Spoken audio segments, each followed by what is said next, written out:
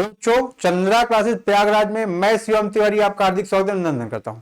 जैसा कि हम लोग अपना पहला चैप्टर इंट्रो का जो था स्टैटिक्स में उसको कंप्लीट कर लिए। उसमें हम लोगों ने बात किया कि उसकी मीनिंग क्या है, किसकी, बिजनेस स्टैटिक्स की, है ना। लैटिन वर्ड में क्या नाम है, फ्रेंच वर्ड में क्या नाम है, इटालियन में क्या नाम है, ठीक है। इस तरह से हम लोग उसका बार बार जो जैसा था उसमें वैसा बात कर लिए। फिर उसकी प्रॉपर मीनिंग की बात की है, डिफिनीशन की बात की है, सिंगुलर सेंस में क्या है, प्लूरल सेंस में क्या है। फिर कैरेक्टरिस्टिक्स पे बात की है, इंपॉर्टेंस पर बात कर लिए, स्कोप पर बात कर लिए, ठीक है। तो ये रहा आपका पूरा एक थियोरेटिकल बैकग्राउंड। मैंने आपसे पहले बता दिया है, जिन बच्चों को हिंदी में नोट्स चाहिए स्टडी मटेरियल का, वो प्रीतम सर से कांटेक्ट करे, है ना। आपका हेल्पलाइन नंबर 9264915953 है, ठीक है। फिर हिंदी का बच्चा नोट्स ले ले, इंग्लिश का इंग्लिश में ले ले। स्टडी जो आपकी हो रही है वो प्रॉपर बाय लैंग्वेज हो रही है, ठीक है ना, दोनों लैंग्वेज में। तो इसमें आपको कोई समस्या नहीं है, ठीक है। प्रॉपर आप जमकर मेहनत करो। विशेष फोकस आपको कहां रखना है, समझने पर रखना है, क्वेश्चन को सॉल्व करने में रखना है, ठीक है। आपको हमारे साथ सामंजस्य स्थापित करते रहना है, ठीक है। और ये आज हम लोग जो बात करेंगे अपना टॉपिक नंबर 2, न्यूमेरिकल टॉपिक आज मैं एक स्टार्ट कर रहा हूं। लगातार अगर आप थ्योरी पढ़ोगे तो बोर हो जाओगे, ठीक है। अभी आज हम लोग बात करने वाले हैं अपना दूसरा टॉपिक, जिसका नाम है मेजर्स ऑफ सेंट्रल टेंडेंसी, ठीक है। तो सभी बच्चे तैयार हो जाएं। अपना टॉपिक आज हम लोग रखेंगे मेजर्स ऑफ सेंट्रल टेंडेंसी, ठीक है। एक मिनट एक मिनट एक minute. Measures of central tendency में हम लोग बात करेंगे।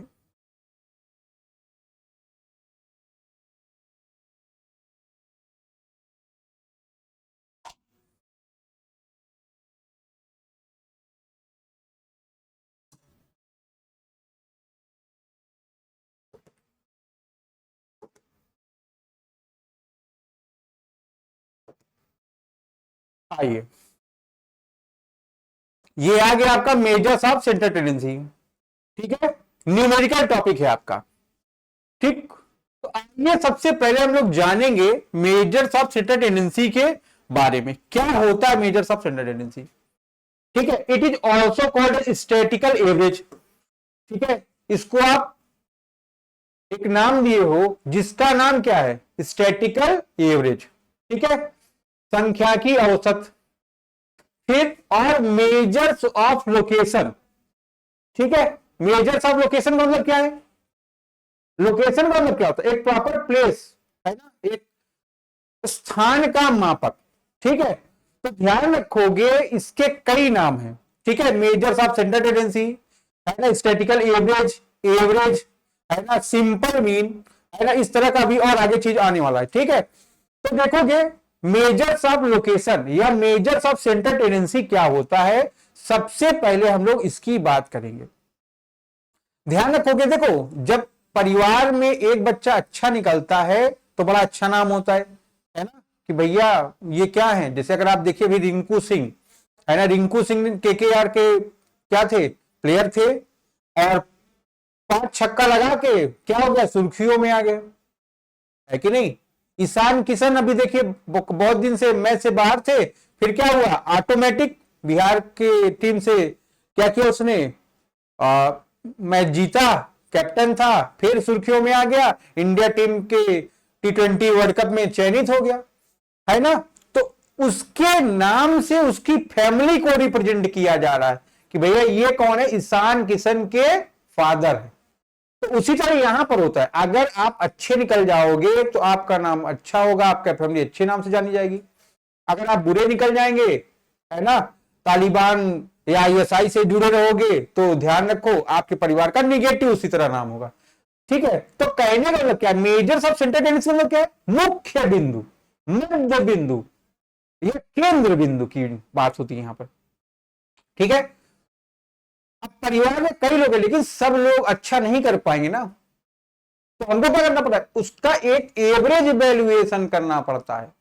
कोचिंग अगर हम पढ़ाएं और सभी बच्चे सेलेक्ट हो जाएं, है ना, तब तो हम बाबा हो जाएंगे, टीचर थोड़ी रहेंगे, फिर हम बाबा हो जाएंगे, है ना। और पूरे इंडिया के जो बच्चे वो हमारे पास आके एक लाइन से लग जाएंगे, ठीक है।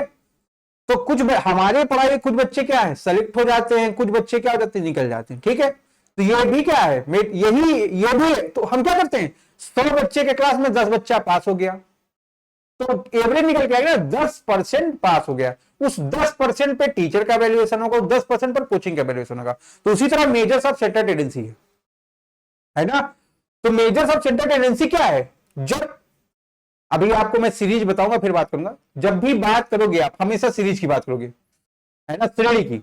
मान लो 10 वैल्यू दी गई हैं और बोला गया इस 10 वैल्यू के बिहार पर हमको एक सिंगल रिप्रेजेंटेटिव वैल्यू दो। जैसे अगर आप देखो साल भर में आपको फर्स्ट पढ़ना है, पढ़ना है, पढ़ना है, पढ़ना है। एक बच्चा पढ़ने में बहुत तेज है और उसने क्या किया, उन क्वेश्चन को छोड़ दिया जो क्वेश्चन पेपर में आ गए और वो फेल हो गया, वैल्यूएशन हो गया, उसको मिल गया शुतुरमुर्ग का अंडा, फेल हो गया वो। तो क्या हो गया भैया, पढ़ने में तो बहुत अच्छा था, टीचर भी जानता बहुत अच्छा था, पर वो फेल हो गया, रिजल्ट गड़बड़ आ गया ना। क्या हो गया, मूल्यांकन जब आपका होता है तो उसमें सारे चैप्टर को नहीं किया जाता, एक कुछ चैप्टर होते हैं उनके कुछ क्वेश्चन को आपके सामने रिप्रेजेंट किया जाता है और उस क्वेश्चन के बिहाफ पर आपका वैल्यूएशन, आपका मूल्यांकन किया जाता है और उसी के आधार पर बताया जाता है कि आप पढ़ने में अच्छे हो या पढ़ने में खराब हो। कुछ बच्चे बहुत अच्छे होते हैं बट पेपर के समय उनका माइंड मेकअप सॉरी कब बन पाता है जिससे उनका रिजल्ट गड़बड़ हो जाता है, तो उनका जो ओवरऑल परफॉर्मेंस गड़बड़ हो जाता है, गड़बड़ मान लिया जाता है वो। तो उसी तरह आपका ये मेजर्स ऑफ सेंटर टेंडेंसी है, ठीक है। एंड एवरेज और measures of centre tendency is an effort to find out one single representative value to describe whole of figure in a series, है ना। जैसा कि मैंने अभी आपको बताया, है ना, क्या बताया, 10 वैल्यू हैं आपके पास। मैं मान ले रहा हूं आपके पास वैल्यू दी गई है 10, 9, 8, 5, 6, ये 5 वैल्यू है ना। और बोला गया इस 5 वैल्यू को काउंट करते हुए आप मीन की वैल्यू बताओ, है कि नहीं। तो क्या करेंगे आप, सब कर लो, 10, 9, 19, 19, 8, 27, 27 और 5, 32, 32 और 6, 38, 38 आ गया, डिवाइड कर दो 5 से, जो एवरेज आ गया वो क्या है आपका, एक सिंगल रिप्रेजेंटेटिव वैल्यू है कि नहीं। तो आपको इन बातों को ध्यान रखना पड़ेगा, है ना। जो सीरीज है वो और जो उसका आंसर है वो क्या करता है, किसी एक वैल्यू के ऊपर डिपेंडेंट ना होकर सभी वैल्यू के ऊपर डिपेंडेंट होता है। इस बात को आपको ध्यान रखना है कि नहीं। आप जब कोई काम करते हो परिवार के सभी लोगों को ध्यान में रखते हुए करते हो। अगर आप कोई गलत काम करोगे तो उसका इंपैक्ट आपके परिवार पर पड़ेगा। आप एक मुल्क मूवी है, इसको देखिएगा, आपको समझ में आएगा, ठीक है ना। आइए, तो यही बात हो गई। अब स्टैटिकल एवरेज क्या होता है, क्या हो गया, एवरेज क्या है या मेजर्स ऑफ सेंटर टेंडेंसी क्या है, एक सिंगल रिप्रेजेंटेटिव वैल्यू है जिसके बिहार पर सारे रिजल्ट आप फाइंड आउट करते हो किसी सीरीज के, ठीक है। अब आप देख पा रहे हैं एक डिफिनीशन या एक पॉइंट और लिखा है, statistical average is such a simple and precise value that is used to represent all the values of a statistical series। तो स्टैटिकल एवरेज क्या है, एक सिंपल और प्रिसाइज वैल्यू है जो सीरीज के, है ना, श्रेणी के सभी मूल्यों का प्रतिपादन करता है। बात समझ में आ रही नहीं, ठीक है। तो ये एक सिंगल रिप्रेजेंटेटिव वैल्यू है जो सभी वैल्यू को रिप्रेजेंट करती है, ठीक है। जैसे देखो नेता होता है कि नहीं होता है, तो नेता क्या करता है, मोदी जी हो गए, आपके राहुल गांधी हो गए, अखिलेश यादव, ये सब आपके नेता हैं। ये क्या करे, पब्लिक को रिप्रेजेंट करते, है ना। पब्लिक इनको चुन लेती है, उसके बाद रिप्रेजेंट करते अपनी मनमानी कर करके, ठीक है। दूसरी तरह ये बावले क्या कहते हैं, average is a short way of expressing arithmetical result. Bowley कहते हैं कि अंक गणितीय निष्कर्षों को प्रदर्शित करने का ये एक शॉर्ट तरीका है ना, सरल तरीका है, ठीक है। जैसे कि हम लोग बात कर रहे थे कि स्टैटिक्स में क्वांटिटेटिव चीजों को ध्यान में रखते हैं, क्वालिटेटिव चीजों को ध्यान में नहीं रखें। तो बावले ने ही बोला था, है ना, कि संख्याकी क्या है, आंकड़ों का विज्ञान है, समंकों का विज्ञान है। तो इसी ने बोला एवरेज क्या है, एक शॉर्ट वे है ना, एक्सप्रेस करने का अर्थमेटिकल रिजल्ट को। क्लियर? देखिए भाई, ऑब्जेक्ट या फंक्शन पर अभी हम लोग बात करने वाले हैं, ठीक है। तो आइए ऑब्जेक्ट और फंक्शन पर हम लोग काम करते हैं, फिर बताते हैं, ठीक है।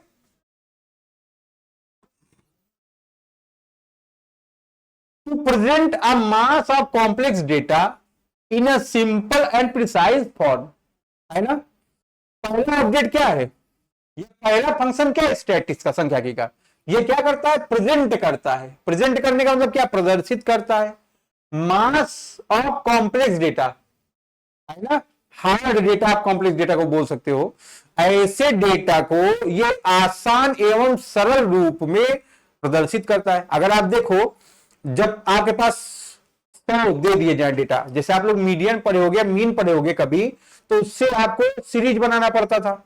बहुत सारा डेटा दे दे, उससे बोले आप सीरीज बनाओ क्लास इंटरवल लेकर के, तो देखो वो मास डेटा होता था। अगर आपके पास आ जाए 10, 20, 30, 40, 50, 60, 70, 80, है ना, 61, 51, 49, है ना, 51, इस तरह के डेटा बहुत सारे आ जाए, आप क्या हो जाओगे, कंफ्यूज हो जाओगे, कैसे इसको हम सॉल्व करें। तो क्या करेंगे, इसको सीरीज में डिवाइड कर लो। इंडिविजुअल है, डिस्क्रीट है, कंटिन्यूअस है, कैसी सीरीज है, उस सीरीज में कन्वर्ट करो और उसके बाद इसका सोल्यूशन निकालो। तो ये क्या हो जाएगा, ये आपके लिए सिंपल और प्रिसाइज हो जाएगा। बात समझ में आ रहा है कि नहीं आ रहा है? टू फैसिलिटेट कंपैरिजन, है ना, इसके माध्यम से आप आसानी से तुलनात्मक अध्ययन कर सकते हो। कैसे करोगे भैया, दो बच्चे हैं, एक बच्चा पढ़ने में बहुत अच्छा है और 100 आउट ऑफ 100 स्कोर कर रहा है, एक बच्चा पढ़ने में बहुत गड़बड़ है, वो 100 में 50 स्कोर कर रहा है, फेल हो जा रहा है ना। ये क्या हो गया, जब भी आप कंपैरिजन करोगे तो ध्यान रखोगे दोनों सेम कैटेगरी के होने चाहिए, या जहां जिसका कंपैरिजन कर रहे हो, जिसका जो क्षेत्र है वो दोनों का सेम होना चाहिए। पढ़ाई का क्षेत्र, खाना बनाने का, है ना, एक लड़का खाना बनाने में बहुत अच्छा है, एक लड़का बहुत सुंदर है, ये कोई कंपैरेटिव स्टडी यहां पर होने वाली आपकी नहीं है। और दूसरी बात क्या ध्यान रखना है, दोनों क्वांटिटेटिव डेटा पर डिपेंड करते हो, ना कि क्वालिटेटिव डेटा पर, है ना। मतलब वो उसकी मात्रा को बता रहा हो, है ना कि उसकी क्वालिटी, चरित्र को ना बता। बात समझ में आ रही नहीं? ठीक है। To represent the entire group, फिर मैंने भी आपसे सीरीज की बात की, जब भी आप मीन, मीडियन, मोड या इस तरह का कोई भी वैल्यू रिप्रेजेंट करोगे तो वो जो भी आपका रिजल्ट होगा वो पूरे डेटा पर डिपेंड करेगा, ना कि किसी एक पर्टिकुलर वैल्यू पर डिपेंड करेगा। ठीक है, क्योंकि जब तक आप पूरा डेटा, अब जैसे आप पढ़ते हो पूरा स्टैटिक्स पढ़ोगे, है ना, अब पूरा क्वेश्चन केवल सेंटर टेंडेंसी थोड़ी पूछ लेगा, जितना आपका सिलेबस दिया गया उसमें थोड़ा थोड़ा थोड़ा थोड़ा हर चैप्टर से पूछेगा, और इसीलिए हम लोग थोड़ा थोड़ा थोड़ा थोड़ा पढ़ रहे हैं, है कि नहीं। तो वही बात है, to represent the entire group, इसीलिए वो पूरे स्टैटिक्स की बात कर रहा है, ना कि स्टैटिक्स का कोई पर्टिकुलर क्षेत्र की बात कर रहा है। ठीक है, to provide base for future plan, क्या होता है, इसी के बिहाफ पर आप फ्यूचर प्लान बनाते हैं। जैसे आप ध्यान रखिए, आपने बर्थडे मनाया, 200 लोग को इनवाइट किया, तो आपके छोटे भाई बर्थडे है तो क्या होगा, 300 लोग को घर वाले इनवाइट करेंगे, क्योंकि आपके भी बहुत सारे दोस्त आएंगे, है कि नहीं। तो ध्यान रखना है, इसी के बिहाफ पर हम फ्यूचर में प्लान डिसाइड करते हैं। ठीक है ना, कैसे डिसाइड करोगे, क्योंकि पास्ट का डेटा जो रहेगा, पास्ट का डेटा प्लस फ्यूचर के एक्सपेक्टेशन, और उसके बिहाफ पर आप एनालाइज करोगे, तभी फ्यूचर का प्लान मेंटेन होंगे आपके। ठीक है, तो ध्यान रखना है ना, भविष्य के प्लान को आप इसी के बिहाफ पर तैयार करते हो। To provide base for statical analysis, है ना, स्टैटिकल एनालिसिस संख्याकी विश्लेषण के लिए ये क्या है, एक बेस, प्रारंभिक स्टेज तैयार करता है, इसको भी आपको ध्यान रखना है। ठीक है, फिर कैसे, क्योंकि सबसे पहले क्या करते हो आप, डेटा कलेक्शन, प्रेजेंटेशन, है ना, क्लासिफिकेशन, टेबुलेशन, इस तरह की सारी चीजें आप कर लेते हो। उसके बाद आप क्या करते हो, उन डेटा पर स्टैटिकल मेथड के थ्रू चीजों को आप मेंटेन करते हैं। ठीक है, तो आपको ध्यान रखना इन चीजों को कि स्टैटिक आप क्या होता है, इसके लिए स्टैटिकल बेस प्रोवाइड करते हैं। ठीक है, तो ध्यान रखना स्टैटिकल डेटा जो है वो स्टैटिकल एनालिसिस की एक स्टेप बाय स्टेप सीढ़ी तैयार करती जाती है। ठीक है, उसके बाद क्या, टू प्रेजेंट मैथमेटिकल रिलेशन। ठीक है, मैंने एक चीज बताया था, आप जो भी चीज स्टैटिस्टिक्स में डिस्क्राइब करते हो उसका मेन जो पिन पॉइंट होता है वो क्या होता है, मैथमेटिकल रिलेशन होता है ना, गणितीय संबंध। ठीक है ना, अगर कोई आदमी 2 रोटी खा रहा है, उसके साथ वाला 4 रोटी खा रहा है, तो मैथमेटिकल रिजल्ट क्या रिप्रेजेंट कर रहा है, भैया वो उसका 2 गुना खा रहा है, वो उसका 1 गुना खा रहा है ना। तो ये सब बातें हैं। ठीक है, इनको आपको ध्यान रखना है। क्या ध्यान रखना भैया, ऑब्जेक्ट और फंक्शन में इच्छे आपको पहला, ये बड़े बड़े डेटा को आसान और सरल भाषा में आपको आसानी समझा देता है। फिर इसके वजह से आप क्या करते हो, या इसके द्वारा आप आसानी से मूल्यांकन या कंपैरेटिव स्टडी कर लेते हो। ठीक है, तुलनात्मक अध्ययन कर लेते हैं। फिर ये केवल किसी एक पर्टिकुलर डेटा पर डिपेंड ना होकर पूरे संबंधों पर डिपेंड होता है। फिर ये क्या कर रहा है, प्रोवाइड कर रहा है, फ्यूचर में अगर आप कोई प्लानिंग करें उसके लिए बेस प्रोवाइड कर रहा है। फिर इसके थ्रू आप आसानी से एक बेस बना लेते हो कि कैसे एक रूपरेखा तैयार कर लेते हो, कैसे हमको संख्या के विश्लेषण करना है, स्टेप बाय स्टेप का खाका तैयार कर लेते हैं। फिर ये क्या करता है, आपका मैथमेटिकल रिप्रेजेंट, रिजल्ट को रिप्रेजेंट या मैथमेटिकल रिलेशन को रिप्रेजेंट करता है। यहां से एमसीक्यूज आने का चांस 110% है, तो ध्यान रखिएगा, इस पर आपको फोकस कर लेना है ना। पोजीशन, पोजीशन के बिहाफ पर, ठीक है, स्टैटिकल एवरेज 2 है, ऐसे 2 ही एवरेज हैं जो पोजीशन को डिस्क्राइब करते हैं। एक है आपका मोड बहुलक और दूसरा क्या है, माध्यिका, है ना। अगर देखो बहुलक क्या बताता है, किसी भी सीरीज में कोई वैल्यू कितनी अधिक से अधिक बार है यह बात बताने वाला होता है मोड।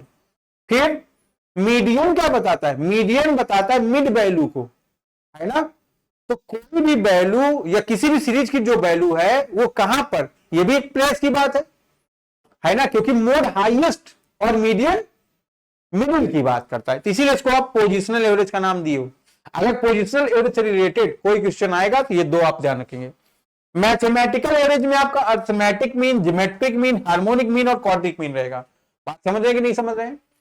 फिर उसी के बाद आपका थर्ड रहेगा business average, moving average, progressive average और कंपोजिट एवरेज। ये 3 आपके रहेंगे, इस बात को ध्यान रखना है। ये आपका मोस्ट इंपॉर्टेंट सेगमेंट है ना। ये आपका पोजिशनल 2 बता रहा है और ये 4 आपके मैथमेटिकल और ये 3 आपके बिजनेस एवरेज की बात कर रहे हैं। ठीक है, अब यहीं से हमारा जो न्यूमेरिकल है वो स्टार्ट होगा, लेकिन न्यूमेरिकल स्टार्ट करने से पहले सबसे पहले मैं आपको बताना चाहूंगा सीरीज क्या है, क्योंकि अगर आप सीरीज ही नहीं पहचान पाओगे तो आप न्यूमेरिकल लगाएंगे कैसे। ठीक है ना, तो ध्यान रखना है, सबसे पहले आपकी जो हेडिंग होगी न्यूमेरिकल में वो ठप्पा मारो सीरीज और श्रेणी, हिंदी वाले बच्चे लिख लेंगे।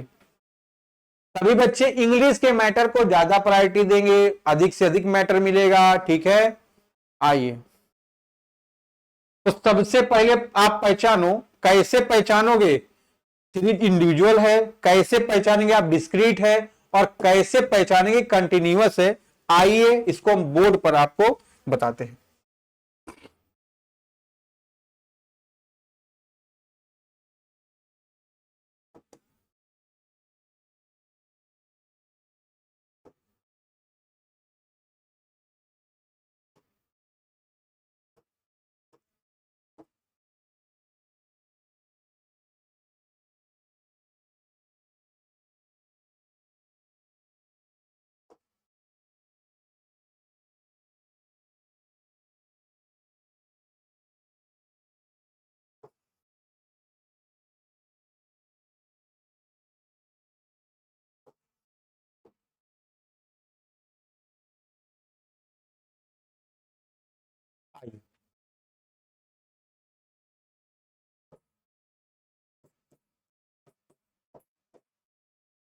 श्रेणी की बात सबसे पहले हम लोग करेंगे।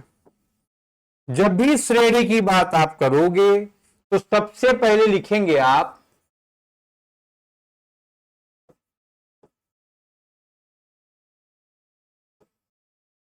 इंडिविजुअल श्रेणी। हिंदी में आप इसको बोलते हो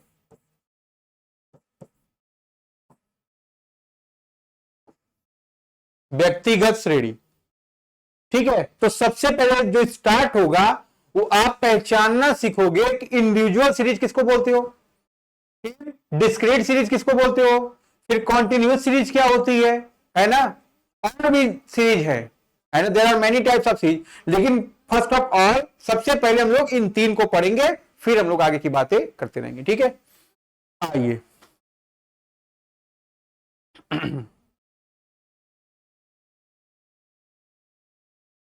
एग्जाम्पल नंबर 1 है आपका। एक्स का वैल्यू दिया गया है 10 सॉरी 5, 15, 25, 50, 60। अगर आप देखो एग्जाम्पल नंबर 1 आपका ये है ना, आपके पास वैल्यू दी गई 10, 5, 15, 25, 50, 60। या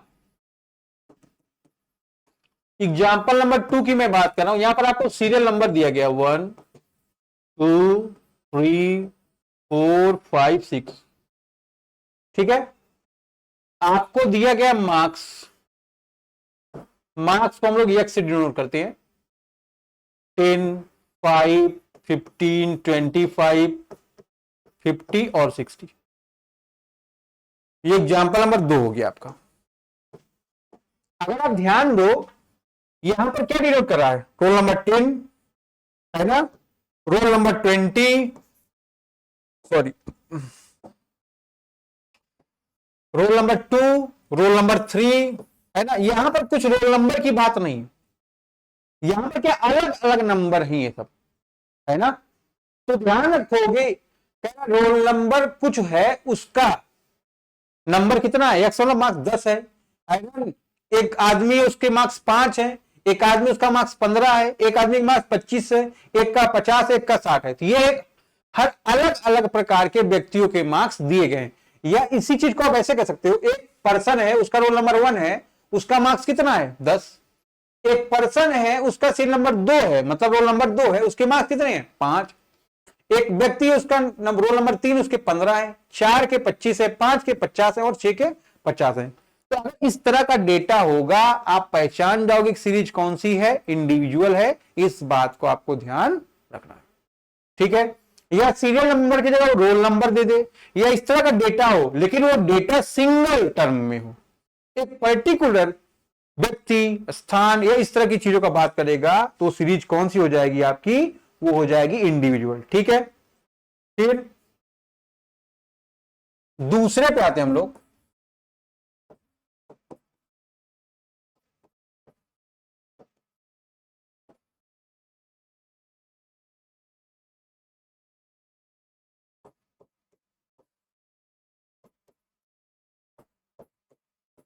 नोट कर लें डिस्क्रीट सीरीज।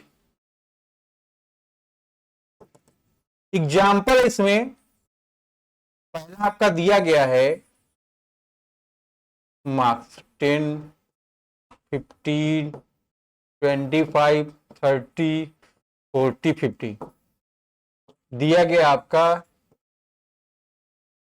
फ्रीक्वेंसी, इसको आप क्या बोलते हो,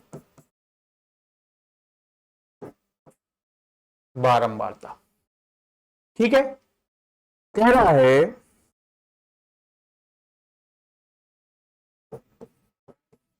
ये 10 नंबर जो है वो 2 लोगों के हैं। तो कहने वाला क्या है, 2 लोग का एक ग्रुप है जिनके मार्क्स 10 हैं, 3 लोगों का एक ग्रुप है जिसके मार्क्स कितना है 15 है, 4 लोगों का एक ग्रुप है जिनके मार्क्स कितने 25 है, 5 लोगों का ग्रुप है उनके मार्क्स कितना है 30 है, 6 लोगों का ग्रुप है उसका मार्क्स 40 है। तो यहां पर ध्यान रखोगे जहां पर बात ग्रुप की हो और प्लस यहां पर दिया हो फ्रीक्वेंसी, यह सीरीज कौन सी होगी, यह होगी आपकी डिस्क्रीट सीरीज। इस बात को आपको ध्यान रखना है, खंडित श्रेणी होगी, है ना। यहां पर देखो आप मार्क्स है ना, अंक दिया गया है, और अंक के साथ बारंबारता दी गई है तो सीरीज डिस्क्रीट होगी, इसको आपको ध्यान रखना है। फिर तीसरे पे आते हैं हम लोग,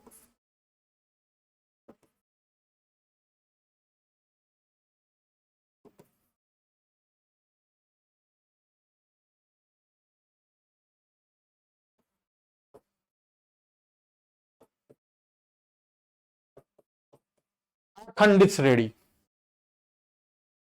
ध्यान रखिएगा आप लोग, अगर दिया है आपको क्लास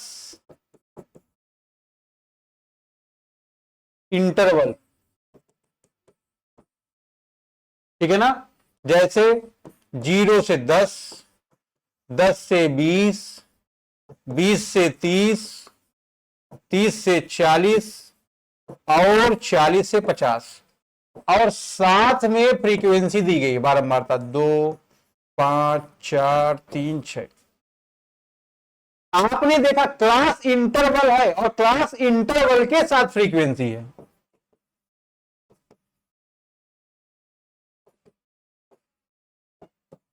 समझ जाइए, ये एक सीरीज कौन सी है, कॉन्टिन्यूस सीरीज है। तो अब हमारे ख्याल से आप लोग आसानी से समझ सकते हो कि सीरीज क्या है, इंडिविजुअल है, डिस्क्रीट है, कॉन्टिन्यूस है। ठीक है, तो कॉन्टिन्यूस का एग्जांपल नंबर 1 लिख लो, एग्जांपल नंबर 2 पर मैं बात करने वाला हूं। ठीक है, अगर आपको यहां पर दिया गया है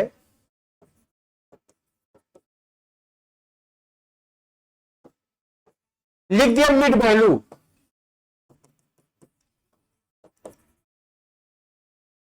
मध्यमान 15, 20, 25, 30, 35, 40, और इसके साथ फ्रीक्वेंसी है 2, 4, 6, 8, 10 और 20।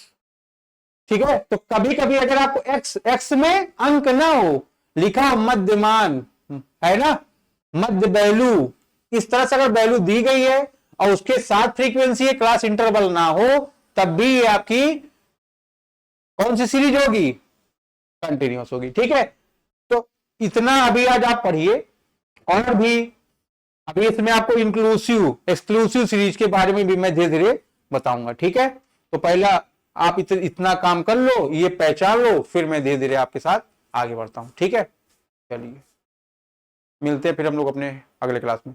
आप ध्यान रखिएगा, तो ये आपका क्या है, पहली क्लास है मेजर्स ऑफ सेंटर टेंडेंसी में, जहां पर आपसे मैंने बात किया है मेजर्स ऑफ सेंटर टेंडेंसी क्या होती है, उसका इंपॉर्टेंस क्या होता है, और श्रेणी क्या होती है, वो कितने तरह की होती है ना। तो अगर आप बात करोगे नॉर्मली श्रेणी क्या होती है ना, तो डेटा को रिप्रेजेंट करने के कई स्वरूप है, उन्हीं स्वरूप का ये क्या है, एक तरीका है ना, उनको प्रदर्शित करने का ये एक तौर तरीका है, जिसको आपने श्रेणी के माध्यम से डिवाइड कर दिया है, और उसी के माध्यम से यहां पर फॉर्मूले पुटिंग करेंगे आप। ठीक है, तो चलिए मिलते हैं हम लोग अपने अगले क्लास में पार्ट 2 में, उसमें सीधे हम लोग बात करेंगे फिर मीन क्या है ना, फिर उसके आगे की जो क्लास होगी उस पर आप जैसे मीन पढ़ोगे तो आप 3 तरह का मीन है ना, पहले सिंपल मीन है, फिर वेटेज मीन है, फिर कंबाइंड मीन है ना, फिर मीडियन पर बात करेंगे, फिर मोड पर बात करेंगे। ठीक है, इसी तरह धीरे धीरे हम लोग आगे बढ़ते जाएंगे। ठीक है, चलिए तब तक के लिए आपको टाटा बाय बाय।